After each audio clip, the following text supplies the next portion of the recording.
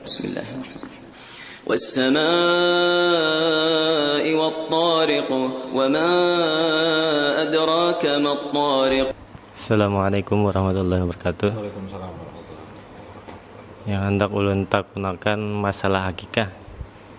Bujurkah kalau anak tidak diakikahi maka tergadai anak tersebut? Bagaimana menurut Tergadaian siapa? kada tahu? Jadi ada mendengar kata-kata seperti itu, tergadai anak. Mohon penjelasannya. Waalaikumsalam warahmatullahi wabarakatuh. Bismillahirrahmanirrahim. Alhamdulillahirabbil alamin. Allahumma shalli ala sayyidina Muhammad wa ala ali sayyidina Muhammad.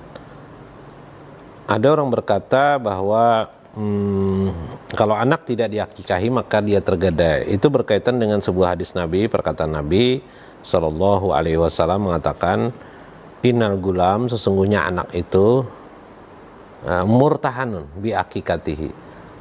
Murtahanun itu dari kata rohan, itu artinya gadai. Tergadailah dia dengan akikahnya.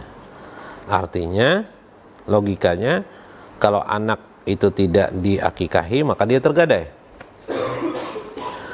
Imam Asy-Syafi'i melihat hadis ini, tapi beliau tidak mewajibkan akikah bagi seorang anak yang dilahirkan. Karena akikah itu menurut Imam Syafi'i adalah rasa syukur orang tua kepada anaknya dengan menyembelih kambing. Berdasarkan hadis Nabi yang lain,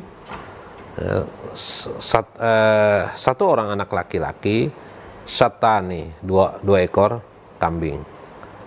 Kemudian satu orang anak perempuan adalah syatun, satu ekor kambing. Karena itu Imam Syafi'i meletakkan disebut dengan ibadah namanya sunat muakkad ya.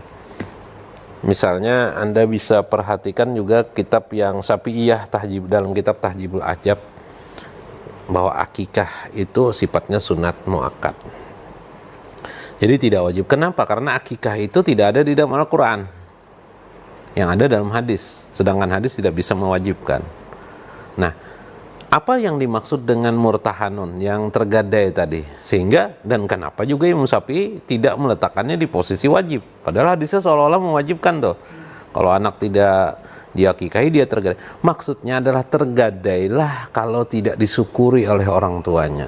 Tergadai di sini bukan anaknya, tapi pengertian perbuatan orang tuanya itu seolah-olah tidak mensyukur. Kalau dia tidak mengakikahi padahal orang tuanya mampu melakukan yang dihukumkan oleh Imam Syafi'i, bagi yang mampu sunat muakkad, bagi yang tidak mampu ya tidak apa-apa, dia tidak mengerjakan itu. Maka tergadailah dia tidak mensyukuri padahal dia punya uang untuk mensyukuri dengan cara bersedekah melewati akikahnya. Iyalah bahasa Banjarnya, umapurunnya kada bersyukur kah lahir anak padahal duit ada aja, kenapa kada memberi makan kepada orang?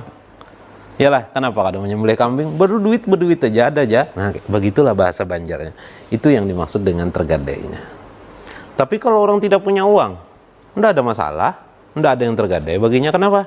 Dia bersyukur, tapi bersyukurnya orang yang tidak punya uang cukup mengucapkan alhamdulillah. Sehingga timbul pertanyaan, bolehkah diganti dengan ayam? Beli ayam aja bisa, enggak apa-apa, enggak jadi masalah, boleh aja. Tapi tidak terpenuhi sunat muakkadah akikah sebagaimana sunnah Nabi. Tapi dalam konteks bersyukur, ya bersyukur, sudahlah dia. Nah, syukur yang sempurna melewati akikah dari orang tua kepada anaknya. Jadi itu pengertian tergadai lah. Jadi tergadai bukan menunjuk kepada hukum. Jangan ditafsirkan hukum, tapi ditafsirkan sebagai sebuah akhlak kepada Allah Subhanahu wa taala. Karena mendapatkan anak itu karunia dari Allah. Karena anak ini kan tidak bisa dipaksakan. Yo. Banyak orang kepingin punya anak 5, ternyata satu orang aja anaknya kan. Banyak orang kepingin 1 orang, ternyata 10 anaknya kan. Ya enggak? Nah, ini luar biasa ya kan masalah anak ini. Orang sekarang ada teknologi bayi tabung juga tidak menandai orang yang tidak punya anak. Ada seseorang dokter lagi, malah teman-teman kita, dia sudah 2 kali bayi tabung, tapi tidak juga menghasilkan anak. Nah, 2 kali, bahkan dia seorang dokter, suami istri dokter, udah punya anak dia masih. Udah main-main, jadi punya anak ini karunia dari Allah Subhanahu wa taala. Masa sih kamu yang punya uang tidak bersyukur? Ya kalau punya uang gimana cara bersyukur? Ya bedalah dengan orang yang tidak punya uang. Itu aja sebenarnya akikah. Subhanallah, ajaran Islam yang luar biasa. Jangan dalam konteks hukum nanti mengatakan akikah wajib berdasarkan hadis ini. Ini orang tidak belajar hadis, ini orang tidak memahami Al-Quran, bagaimana posisi Al-Quran dan hadis dalam konteks keagamaan kita. Ya, itulah yang pemahaman Ahlussunnah wal Jamaah sebagaimana dikatakan oleh Imam Syafi'i. Dan ini disepakati oleh Imam 4. Imam-imam mazhab. Wallahul muwaffiq wa aqwamut thoriq. Wassalamualaikum warahmatullahi wabarakatuh.